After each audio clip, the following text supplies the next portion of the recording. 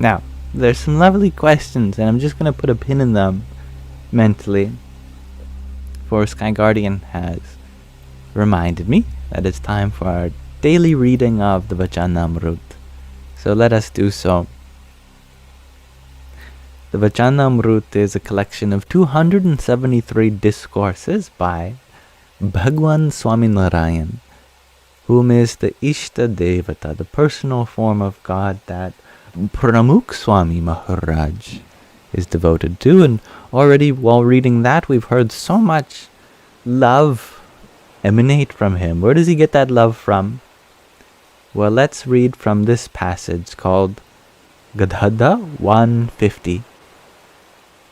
One possessing a sharp intellect. It's a rather short one today. Having a sharp intellect is important, so let us see how we can have one ourselves, perhaps.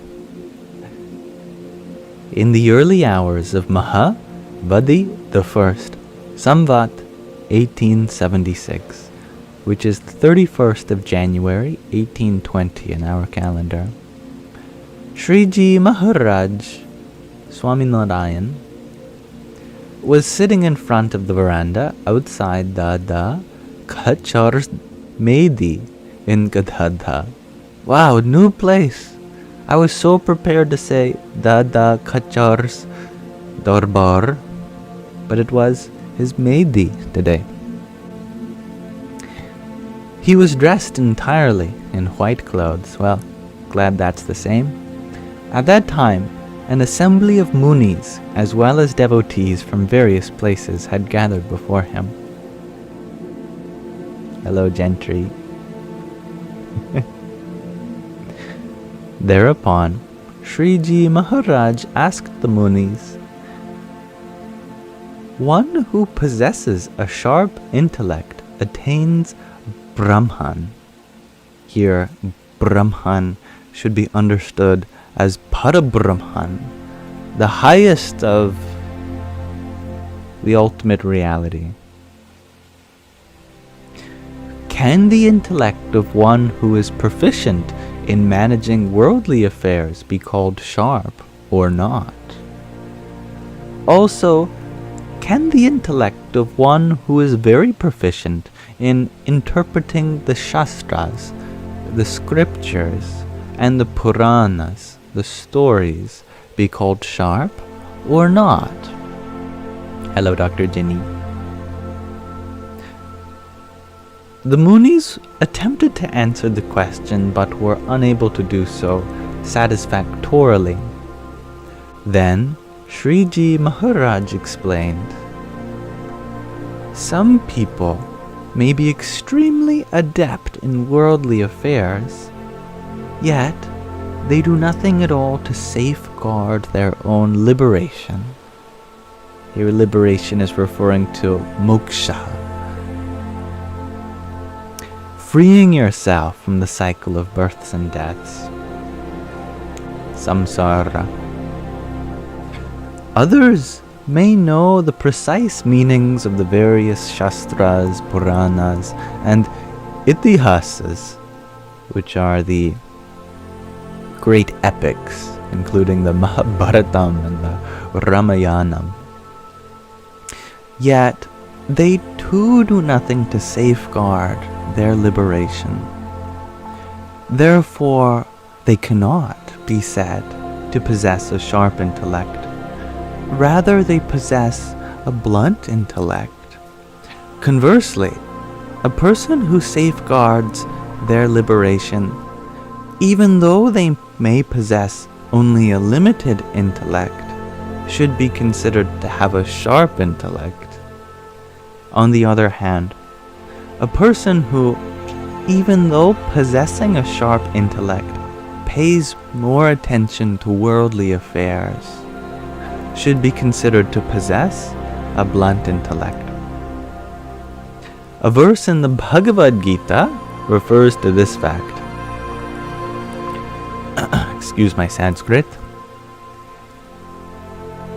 Ya nisha sarva bhutanam tasyam jagarti sayami yasyam jagrati bhutani sa nisha pashyato munehe.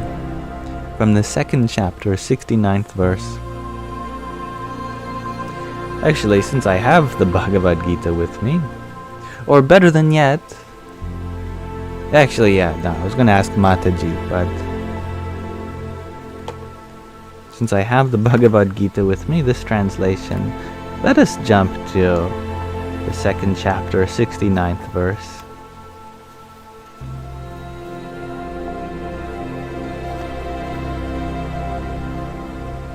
The self-controlled person keeps awake during the time which is night to all beings.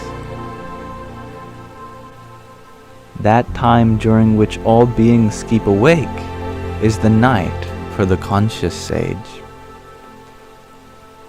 which is a metaphor here.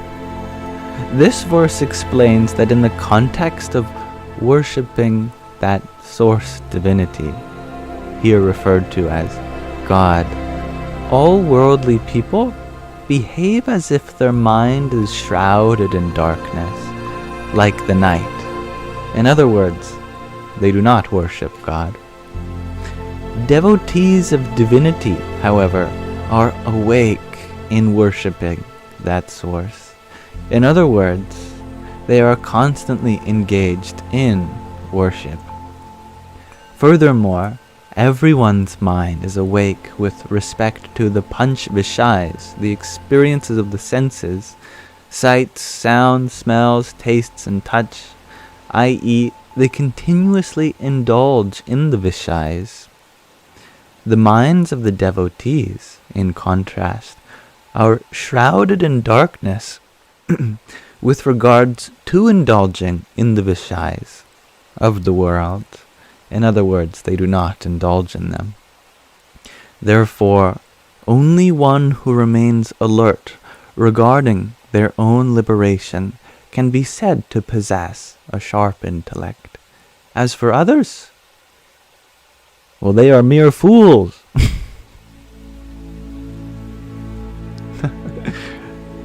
Funny. Alright, that's the end of Gadhadā 150. You can always leave it to the Vaishnavas for calling everyone else fools. I take it as a term of endearment a little bit. Like silly goofballs. They're just silly goofballs.